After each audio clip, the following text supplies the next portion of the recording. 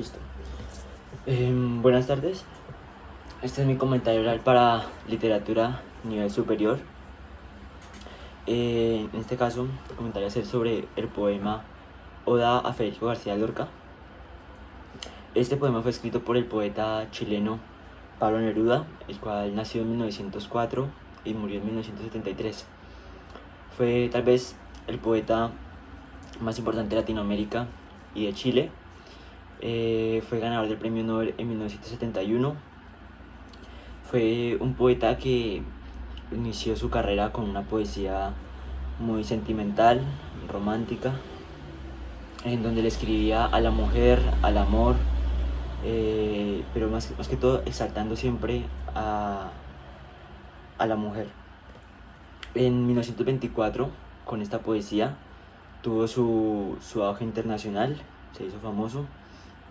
Luego, cuando él se muda a Europa, a España, se hace cónsul de Chile, se une a la generación del 27, con su influencia política en el Partido Comunista de Chile, su poesía también se torna más política.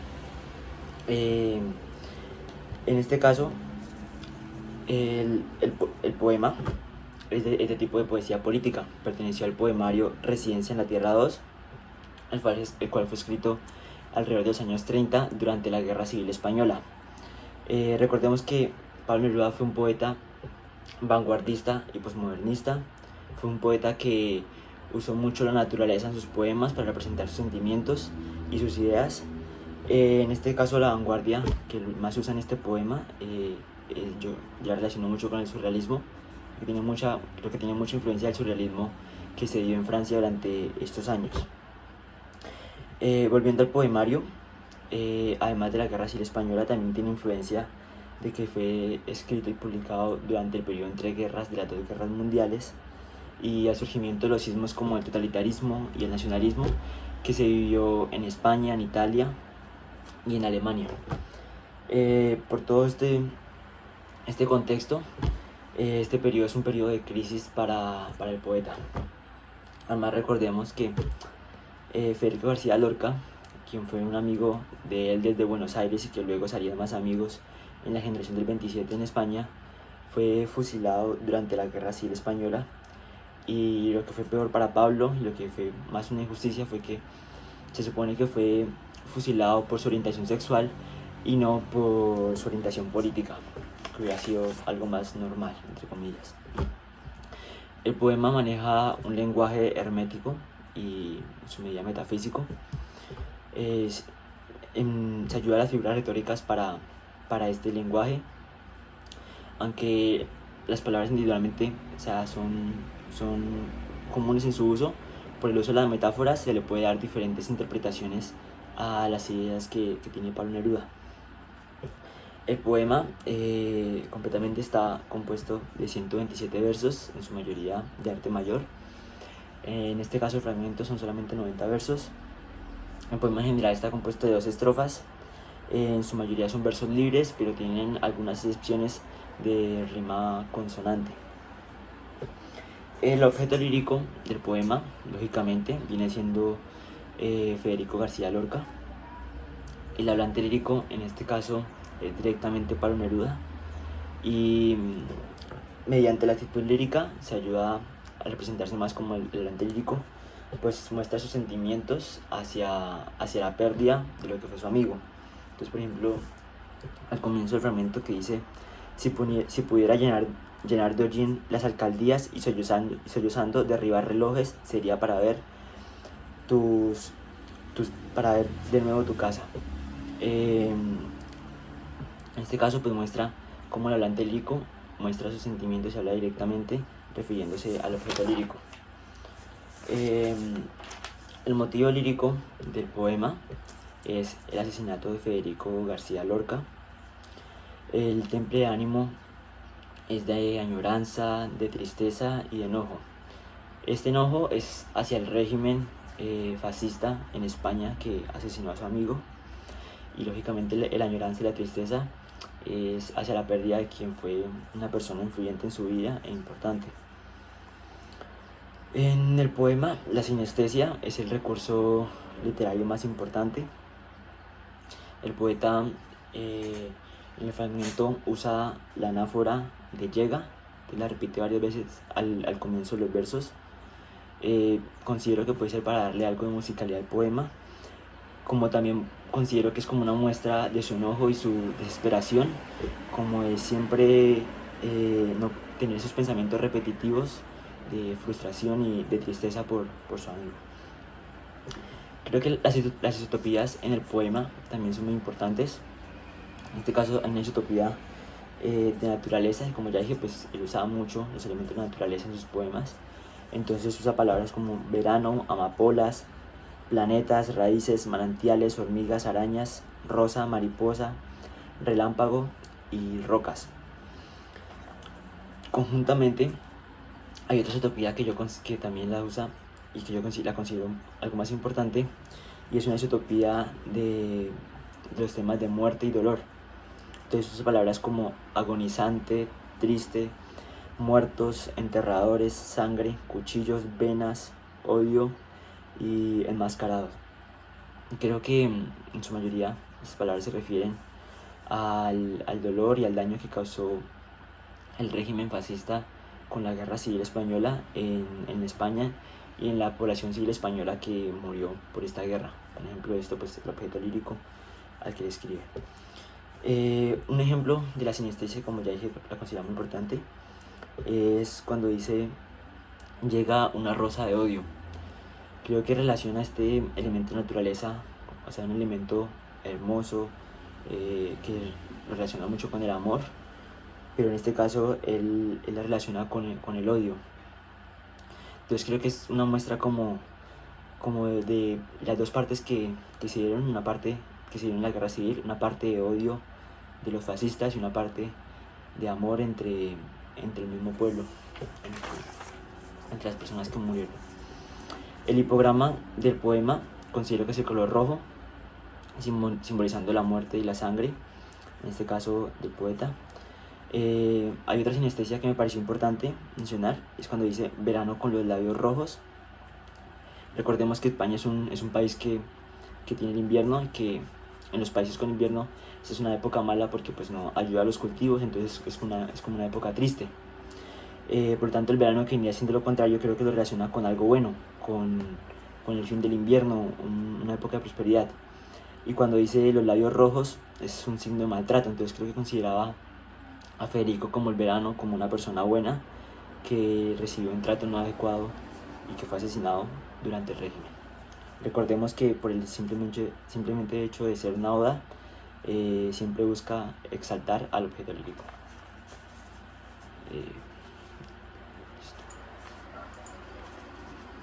Bien, desde tu perspectiva, ¿cuáles son los versos del poema? ¿Cuáles son los...? Disculpa. ¿Cuáles son los versos que representan mayor intensidad dramática dentro del poema?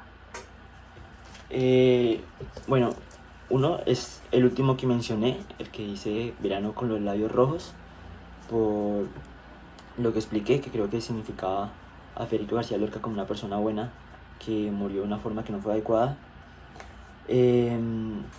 Otro fragmento que me parece importante es donde exalta a Federico García Lorca, o sea, tomando en cuenta la duda, y dice: ven a que te corone, joven de la salud y de la mariposa, joven puro.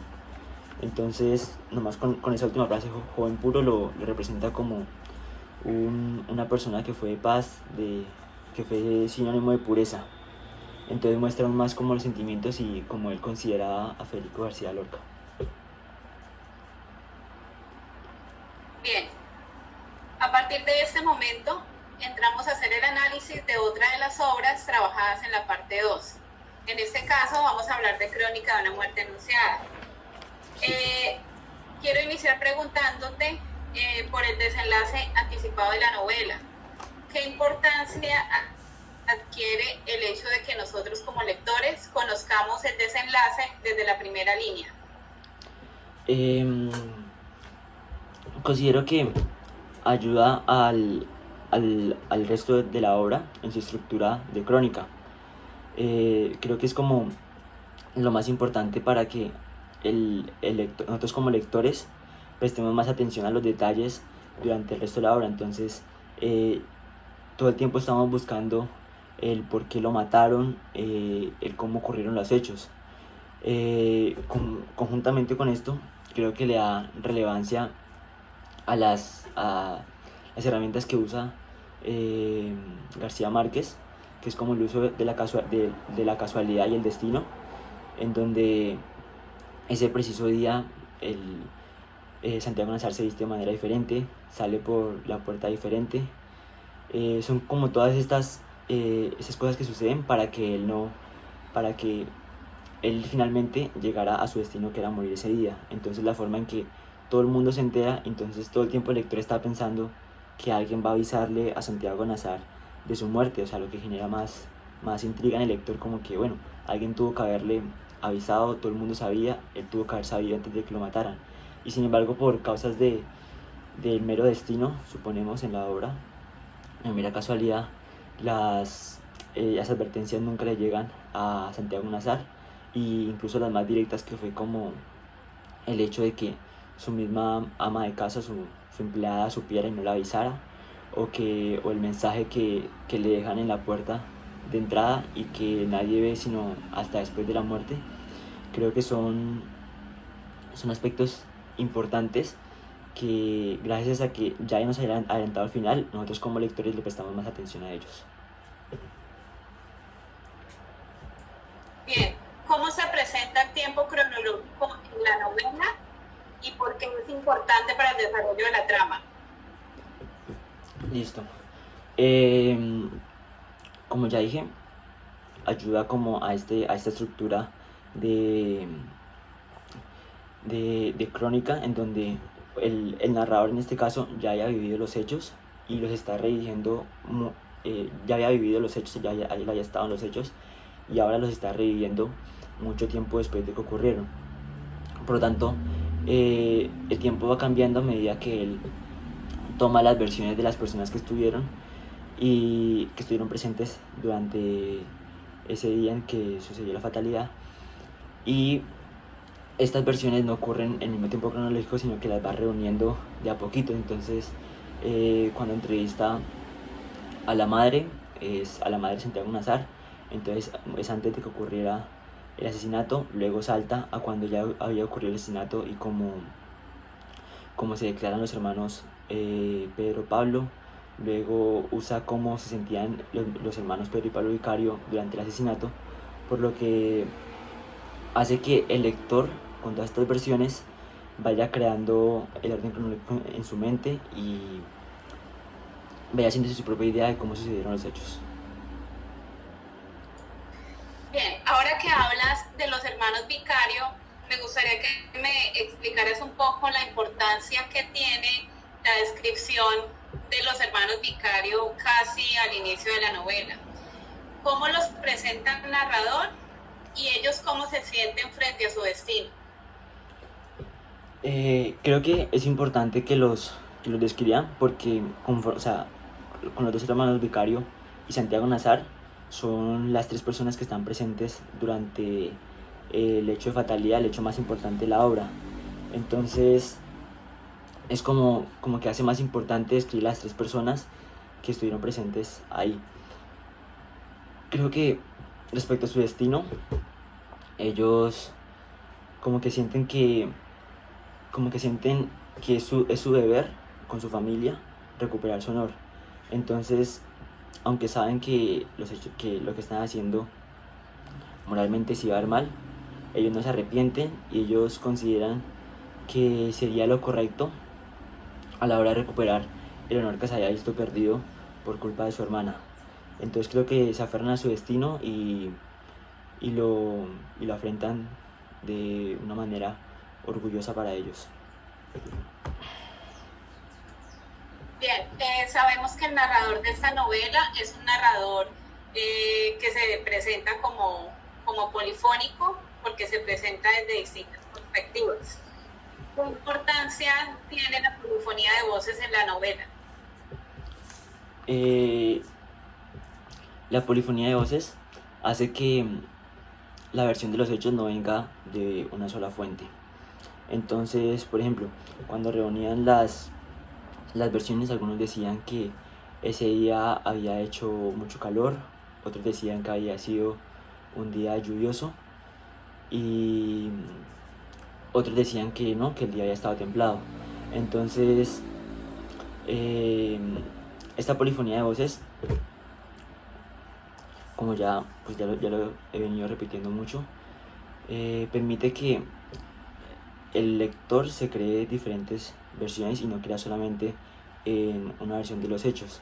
Al igual, permite que se añade más intriga sobre cómo ocurrieron las cosas.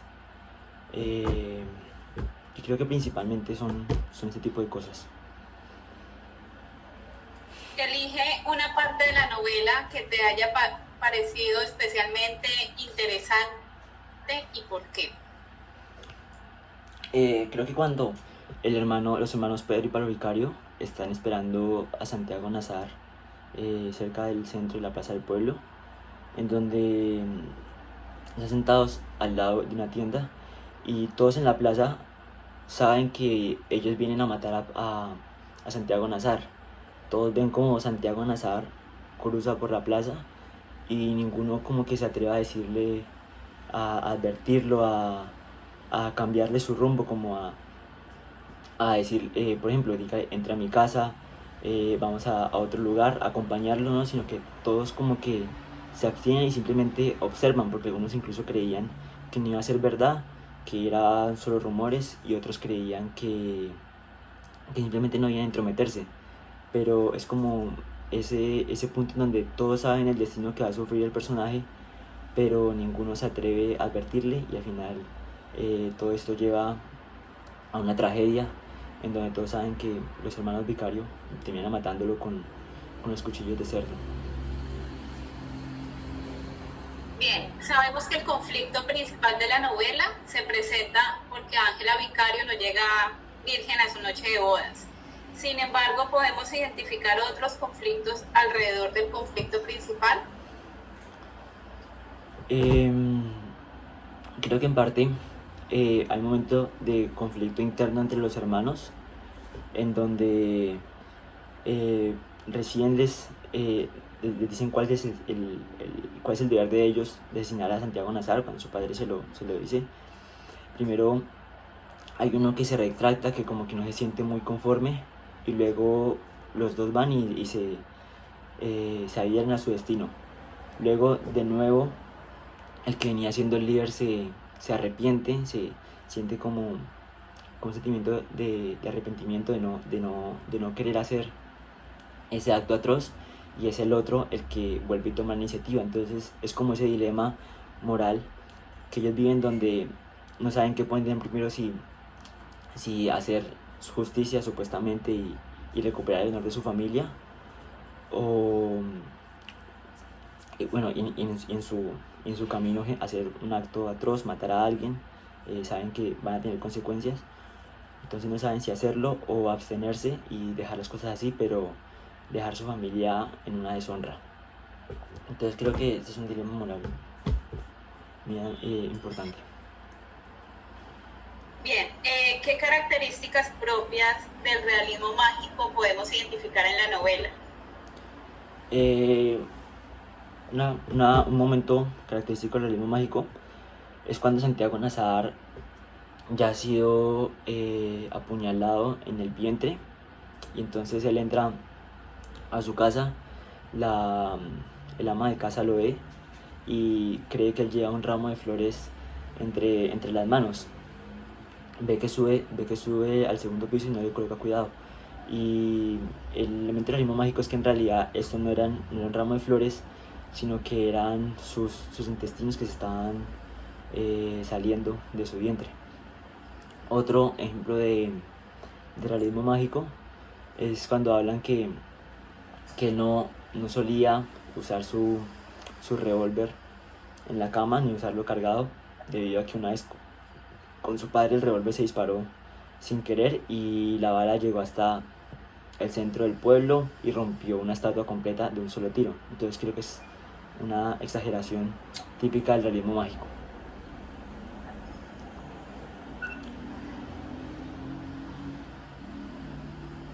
Bien.